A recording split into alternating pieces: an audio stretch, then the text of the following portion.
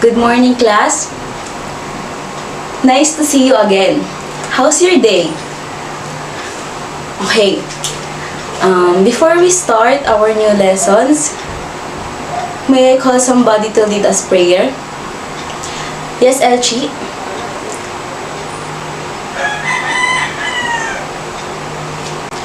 Amen. Thank you. Okay, before you take your seat, please arrange your chairs accordingly and pick up all the treasures under your chairs. So before we start our new lessons, may I call somebody to recall what is our lesson on our last meeting? Yes, PJ? Okay, very good. Our last meeting is all about mean, median, and mode. For our lesson last meeting, is there any clarifications or violations or questions? If none, we move to our lesson for today. Our lesson for today is all about evaluating algebraic expression. But before that, we must first identify what is the algebraic expression means. An algebraic expression or variable expression consists of three parts. First one is variable. Second is coefficient. And the third one is constant. For the definition of variable, it is a symbol or letter that represent a number, and it does not have any fixed value. For coefficient, the definition of coefficient is a number that multiplies the variable. More plainly, it is the number in front of the variable. And for the constant, the definition of constant is any term that does not have a variable and it has a fixed value. So I have here illustration of how to identify what is constant, variable, and coefficient.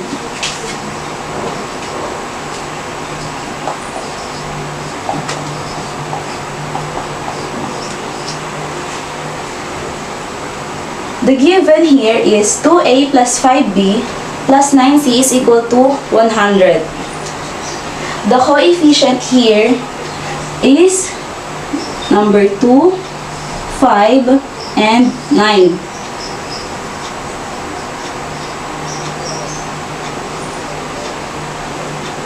And the variable here is the letter a, b, and c.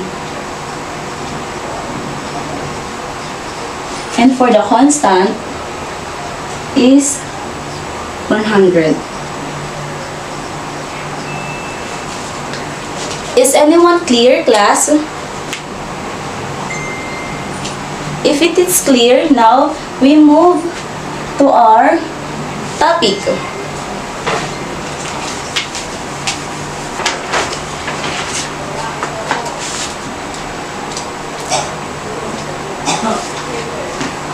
Our topic is evaluating algebraic expression. Algebraic expression is evaluating an algebraic expression involves solving it when the variables in that expression are given a numeric value. So I have here examples.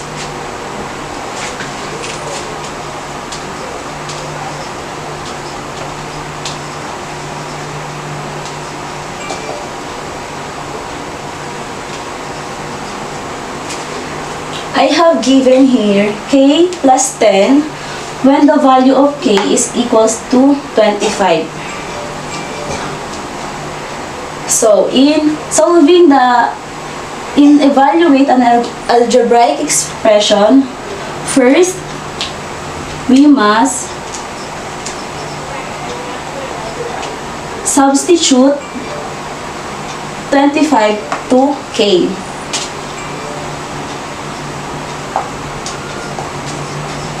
So equals is 25 plus 10 is equal to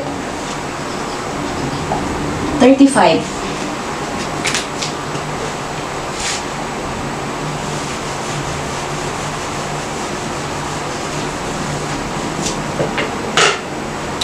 And for our second example, we have 4 multiplied by n when n is equal to 12. This signs is represent to multiplication. So what we do first is substitute the letter n for the value of 12. So 4 multiplied by 12 is equal to 48.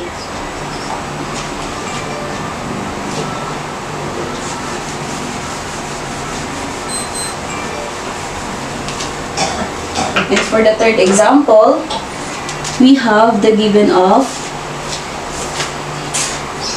2x minus 7, the quantity of y plus 1 when x is equal to 4 and y is equal to negative 3.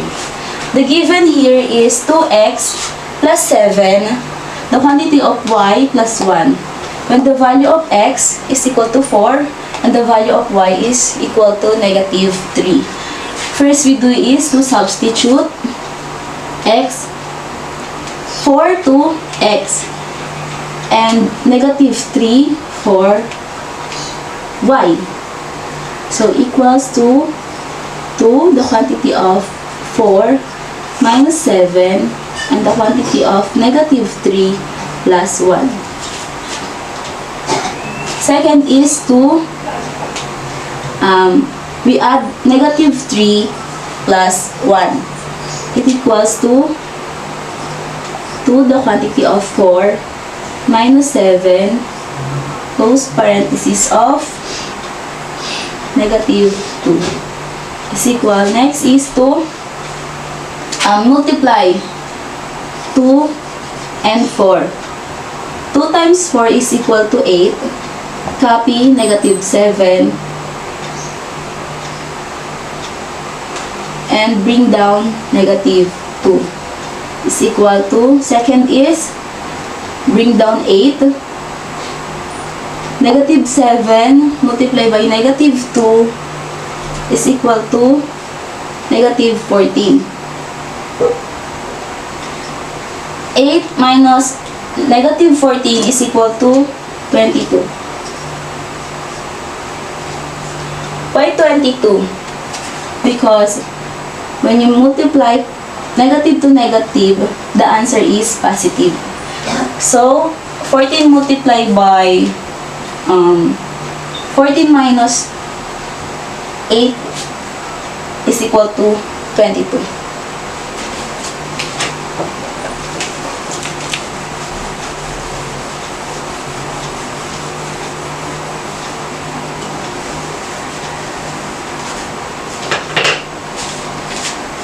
So class, in evaluating algebraic expression, I hope you understand, and for our activity is I have given 4 items. Number 1 is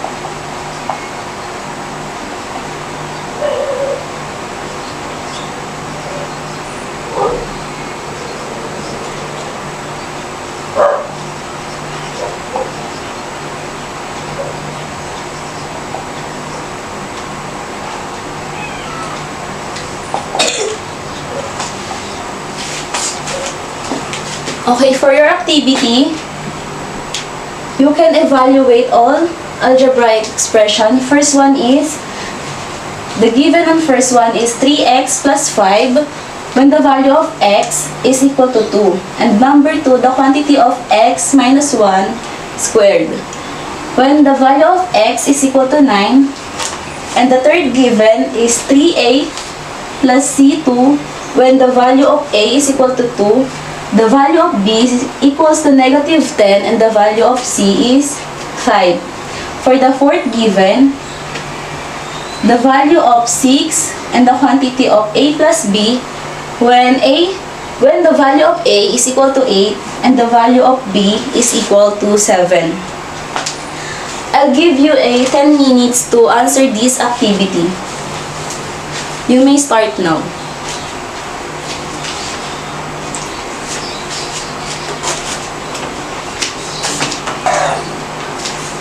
Okay, class, time's up. So, let's answer our activity. First one is, the given is 3x plus 5 when the value of x is equal to 2. So, who can answer number 1? Yes, Elchi. What's your answer? Very good. You got correct answer. So, explain to us, how can you get the answer of number 1? First, you substitute the 2 for the value of x. Then, plus 5. So, what's to do next? We multiply 3 by 2 is equal to 6. Then copy plus 5. So the answer is 11. Okay, for number 2, the given is the quantity of x plus minus 1 squared when the value of x is equal to 9. So, who can answer number 2? Yes, Janred. What is your answer? 64. Very good. Oh, please explain to us how can you get the 64? First, you must substitute 9 for x.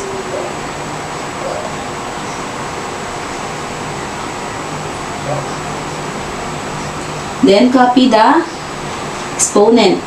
Very good. So, what's to do next? Okay, we subtract 9 by 1. So, the answer is 8. Then, copy exponent. What happened to 8? To get the answer, we multiply the 8 by itself in how many times? 2. Because of the exponent. Then the answer is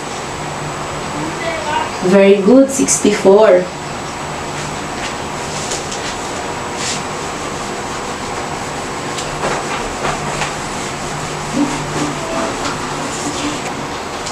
So the given for number 3, 3ab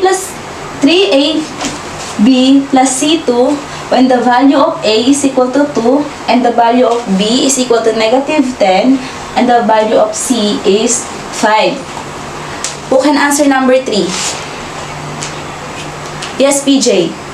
What is your answer? Okay, very good. Negative 50. Please explain to us how can you get negative 50. First, we must substitute 2 for A and negative 10 to B. So, we write 3, close parenthesis 2, and close parenthesis 10. Plus, substitute the value of 5 to C. So, we here, the open close parenthesis 5, then 2. So, what to do next? We multiply 2 by negative 10. So, the answer is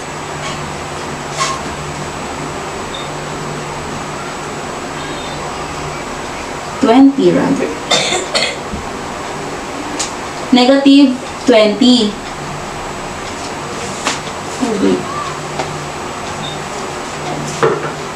First copy, 3. Then, negative 20. 5 times 2 is equal to 10. Then, equals to third. What we do?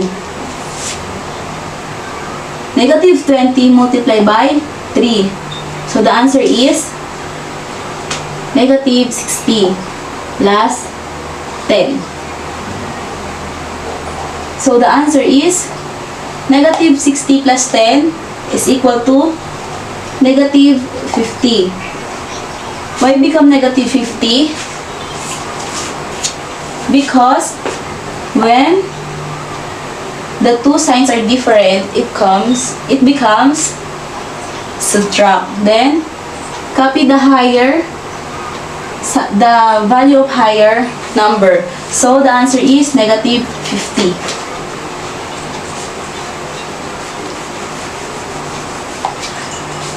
Who can answer number 4? Yes, Jerwin. What is your answer? 90. Very good. Explain to us how can you get the answer 90? What we do first?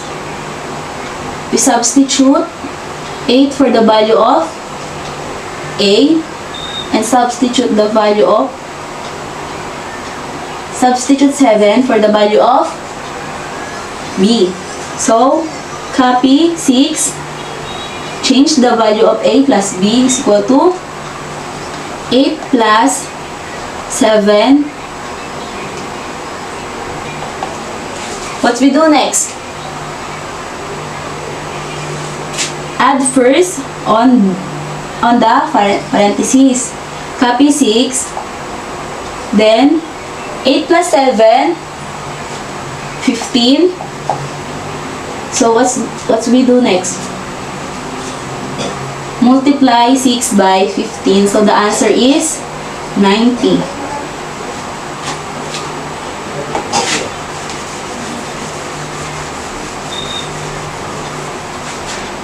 Are we clear, class? So I have given you an assignment. We will be checking on our next meeting. But before that, I have here a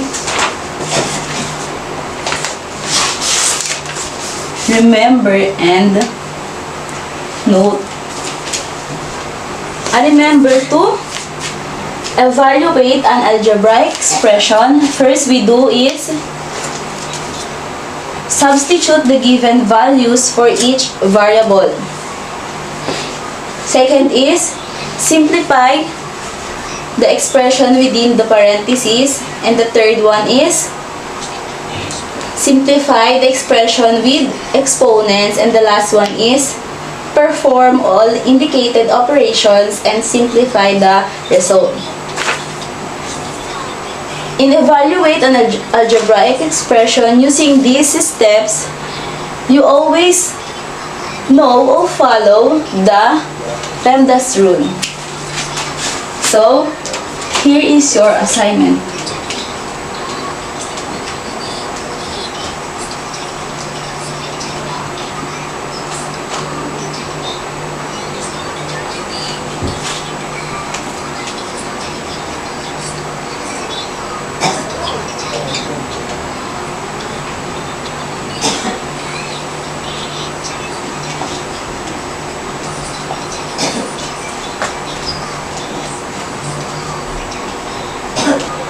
So, this is your assignment. The given is, number 1, 4x cubed minus 2y plus z squared.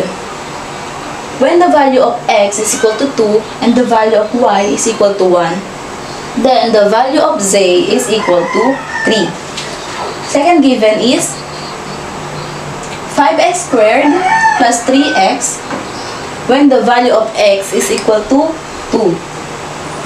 And the third given, 4y squared plus 2y when the value of y is equal to 3. This is your assignment. Will be checking on our next meeting. Goodbye, class. Thank you.